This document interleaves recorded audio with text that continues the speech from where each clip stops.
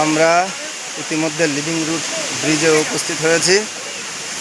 অনেকটা সিঁড়ি ট্রেকিং করে এই লিভিং রুট ব্রিজের উপরে উঠে পড়েছি। উঠছি এই যে লিভিং রুট ব্রিজ, এটা হচ্ছে এখানকার একটা বিখ্যাত ব্রিজ, যেটা দুটো পাহাড়ের মধ্যে যোগাযোগ রক্ষা করেছে। আর ব্রিজের নিচ দিয়ে নদী বয়ে চলেছে। একটা